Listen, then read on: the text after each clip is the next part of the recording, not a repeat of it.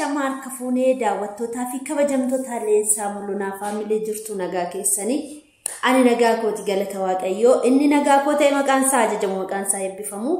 chaanaala kanaaf haaraa warri taatan subscribe gochuun gara maatii keenyaatti akka makamtan jaalalaan isin gaafanna chaanaala kanaaf takka argitanii warri hin beeknes warra argitanii otoo laayikii sheerii koomentii keessumaa subscribe godhiin bira hin darbina maatii ta'aa isiniin jedha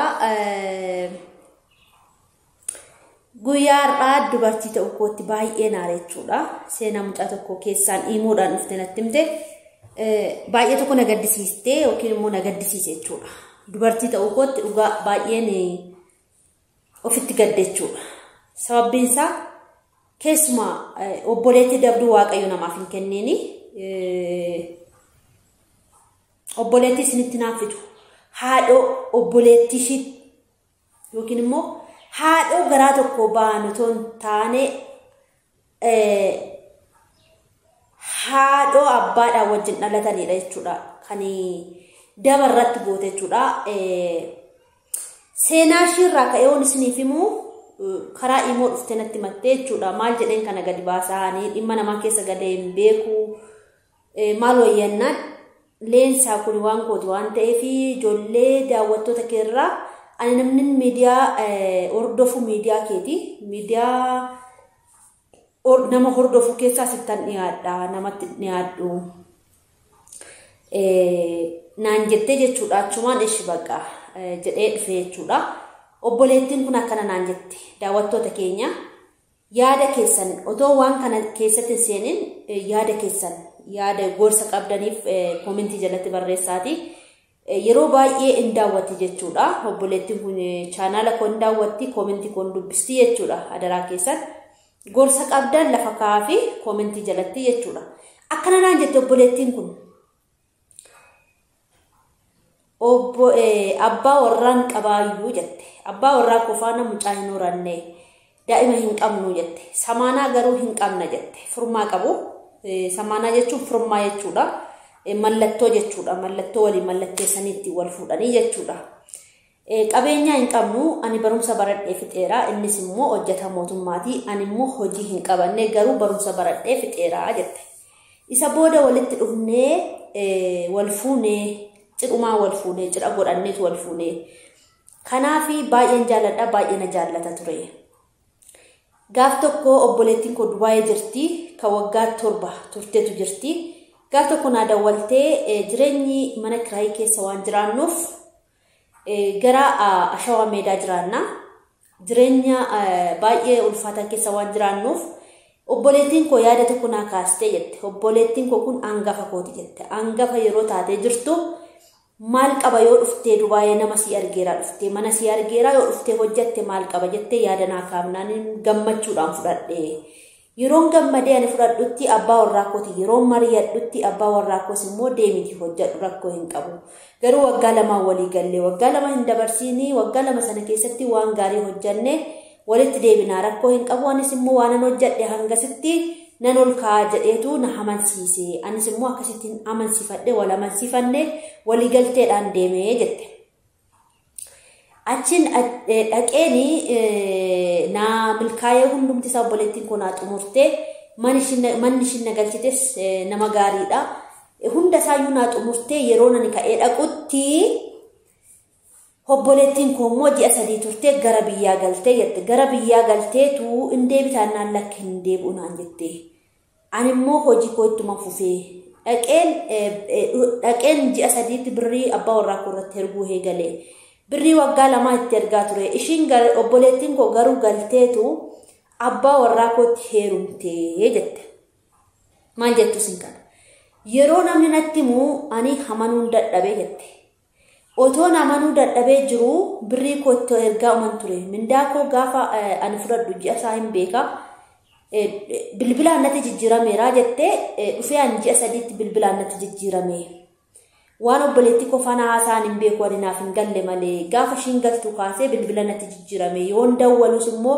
akka duratti narraa hin kaasu bilbilas immoo akka duratti natti naasa'u baay'ee na rakkisaa ture ani keessa kootti hin yaadne iyyuu obboleetti koo fuudha jedhees hin yaadne obboleettiin koos immoo itti heerumti jedhee hin yaadne kanaafi akkasittiin shawwadame hamaneen ture birrii koos maallaqa koo waggaa 2 hojjedhe inuma nyaatame gaafan namni natti mee amanuu dadhabe gaafan ka'ee waggaa 2 koo fixee galuu mucaa waggaa mucaa ji'a 9 qabu jette manuma koo jirti obboleettiin humti koo haadhoo makoo manatti argadhe ka'ee na fuudhuu dide dhufee na fuudhuu dide gaafan galuu isa inni dhufee na fuudhuu dide hojii wayin qabanaan jedhe gaafan galma kooti gaheetu hojiin qabanaan jedhe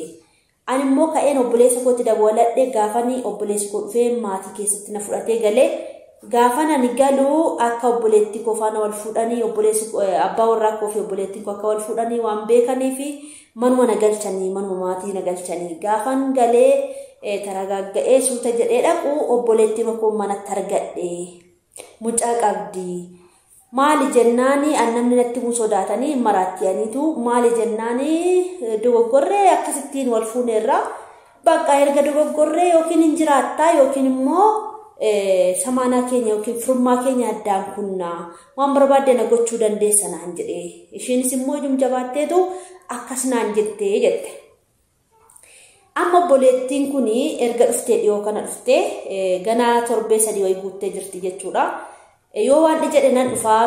miidiyaa irratti anumayyuu na dhiyeessitaa nan dhufa sibiraa jetteetu na dawwaltee jechuudha garuu hangasitti maarakkoon qabu viidiyoodhaan ati irratti hojjedhuuti ittiin tuqii daawwattoota keetiin viidiyoo irratti nan dhufa garuu naan jette jechuudha yoo danda'ame hin dhufti yoo ishiin eeyyamamtuudha aan dideen ture garuu nan dhufaa naan jette jechuudha guyyaa isaa qabattee hin dhufti miidiyaa irratti afaan ishiitiin dubbattee isinitti himti jechuudha kanaaf obboloota koo gorsa isin qabdanii amma deebi'ee deemu moo maalan godhaa humtuu harka koorran jiru birriin humtuu harka koorran jiru waanan qabu hundumayyuu isaanitti kenneera ji'a ji'aan ergaa ture lafa bitee oolotarraa biteera ismatu bitee maqumsaatiin bitee yoo inni rannanaan jedhe hadda hiranna seerris immoo kanuma jedha